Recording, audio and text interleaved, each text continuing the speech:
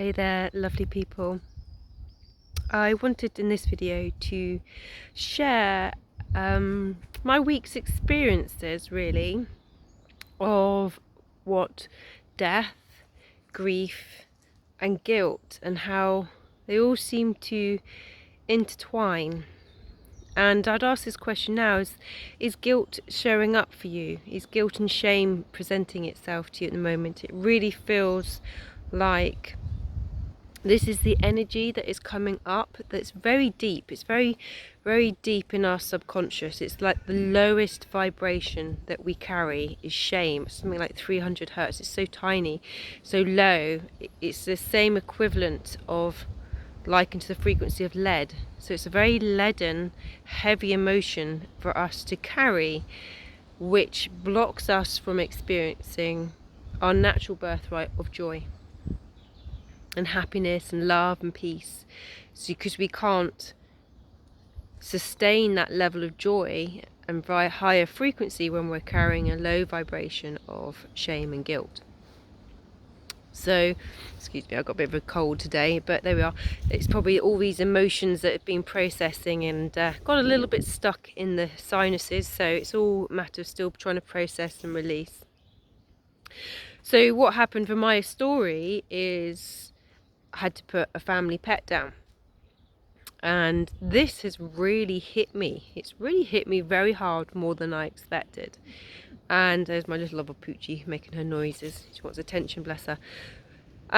So what is it brought up to me? The first thing is I was starting to recognize that he was needed to be put to sleep.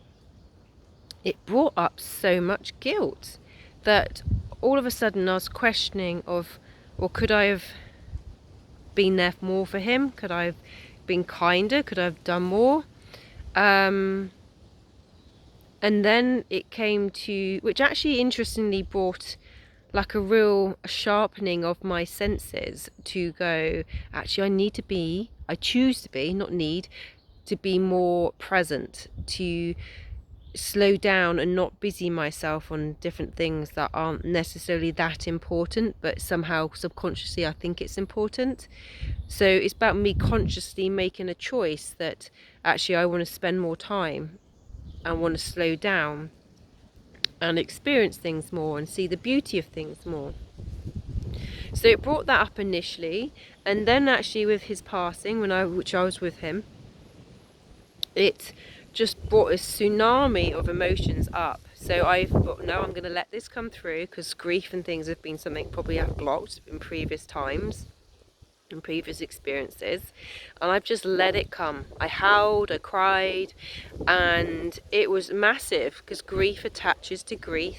So it's the same vibration. I've just got people passing, so I'm just going to press pause for a moment. Okay, so that was really cute. So my dog got lots of attention just then with some passers-by. So where was I? I was with regards to actually the tsunami of grief that came through, and it really attaches to the emotion. It's a frequency, because our emotions are frequency, so they just oscillate and connect with each other. So it felt like this huge tsunami coming up and coming through. And when you allow that with an open heart to really experience it, to try to suppress the pain, we are allowing ourselves to breathe. We're bringing air to ourselves and our connection to our pain, which is often we will disassociate from because it's too hard. But we disconnect from parts of our body, which actually I see creates pain and dysfunction and disease later on if it's a chronic. Grief is like holding our breath. And it's only so long that the toxicity builds up in our cells and eventually in ourselves. So I just consciously allowed this to process, to come through, not to really attach to any of the emotions or thinking why, because my mind's like, well, why am I so affected by this? But I just let it happen. I just let it come through. And that has really I felt like I was washed out at shore at the end of it. I must admit, I felt like I'd been stranded on an island, laid flat on my back, going, what just happened here? But it's then been able to reconfigure and realign as to what is really important to you, what is it that you want to experience, what is it what you want to feel. And ultimately we're here to experience love, joy and peace, and these moments and experiences in our lives are here to reflect what isn't serving us at the time. However, we don't necessarily self-reflect and come into our conscious and meta-consciousness to understand what it is, to see it more objectively. We just see it as our pattern and it's our truth, and we continue that pattern and cycle. Yet we can make a conscious choice to change these patterns. And like, I come back to guilt. Guilt is really showing itself up right now for me and in clients with clinics as well. And actually, when you think of guilt, like, it's the low vibration, and shame is like the lead that holds it there. It's the one that doesn't allow us to express our guilt because we're so shamed by it. So we end up holding on to it, and that hits really into our base chakra, our perineum, our reproductive organs, because a lot of shame and guilt can be held there from sexual reasons as well. But it also seems to be that's where we sort of hold that low vibration. And I see that guilt is playing up for many different people, and it could be guilt as being a mum and not thinking you're doing enough. And you could go, well, this is my pattern, I'm not doing enough. But if you looked underneath that, what is it? Is it because you fear you're not enough, that you're not doing enough, that guilt and shame was a way of manipulating you to do things as a child? It's really unpick and unlearning, the learning of the unlearning, or unlearning of the learning. It's kind of really starting to unpick and get rid of the basement brain, this basal ganglion. It's where we kind of really hold our subconscious thoughts, and which plays out for 99% of our behavior. So ultimately we want our subconscious to be raising and resonating on a higher frequency. So these moments that are bringing up these low vibrations are here for us to shift and to move, and to consciously choose a difference, to know that, you know, shame and guilt isn't really our truth, that we can change those patterns. And we could find that should and can come into our vocab so much, or should do this, should do that, or feel I should, you know, it's not the right energy to bring to anything or anybody or any project, anything. It's more, do I desire, do I wish, do I choose? I mean, sometimes there's a need. We need to go make money. We have to do that. Do we need to do the housework? Does it need to happen at this precise moment?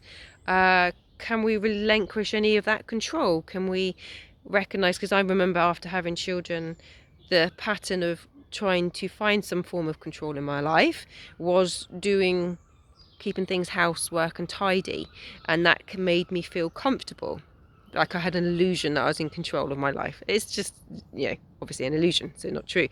So it's breaking free from those patterns that push you too much and stop you from being in the present moment, which is, you know, to be that joy, to experience, to see the beauty around you, the birds, the bees, whatever it is, that to see the detail and the vibrancy of life, and to come out of our subconscious autopilot and, you know, our numbingness, and awaken more.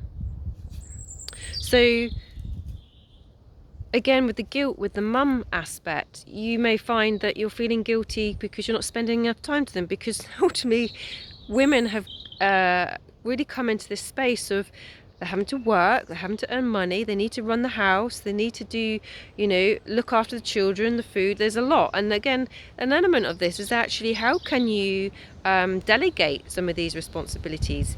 Actually, do you need to always be with your children? Would you like to bring in other relationships for them, friendships? Is it grandparents? Could you open that up so that they're not just with you? Excuse me. You know, so there's a lot of things about challenging your patterns and your thought processes, and understanding what are the triggers, what are the drivers underneath that you need to shift. And you can do that with conscious choices. So yeah, I just wanted to share that, really, because ultimately our birthright is to be happy, to be joyful. You know, you think of a little baby and they're born, the first thing they can do when they consciously interact is smile, and they want to be curious and explore. So it's really about coming back to that space, that re-coordinating in our subconscious of where we want to be, because like I say, when we're vibrating at a low vibration, that's what we attract. So it's always about purging, releasing those low vibrations to come up to a higher frequency, so we're connecting to the field of consciousness on a higher vibration. So this is what we receive more of. And when we're resonating in joy and love and peace and contentment, things just flow. So this was really just a message. If guilt is coming up for you, if you're feeling a grief, if you're seeing end of patterns, just recognize the undertones to all of that, and not allow self-sabotage to drag you deep down the murky depths of the ocean, which it took me down, I must admit, because that's my pattern, self-sabotage. And then I recognized it. I was like, no, actually, I'm not going to stay here. I'm not going to choose this. I choose this. And if there are moments that you feel that, yes, okay, I could have done a little bit more, actually I could have been more present, see that as a lesson, not as self-sabotage and punishing yourself. Just go, okay, I recognize this now. There's a blessing, there's a gift in me now from this moment to realign and recalibrate what I really want to be. So everything has a light, everything has a blessing. It also has shadows, and it's seeing those shadows and recognizing them as something to process, to release, and to consciously choose not to stay in that. So I hope that makes sense. And like I say, this can really affect us physically so much. I mean, it becomes like the leaden closing down of the cells, and if the cells aren't getting the nourishment and the oxygen that they need, they die, and that creates oxidative stress. It causes free radicals, which causes cancer, disease. This is not me shouting and scaring you, but it's really recognizing how our emotions can be affecting us physically. So it's a process of releasing you, unburdening you. It can also affect our libido,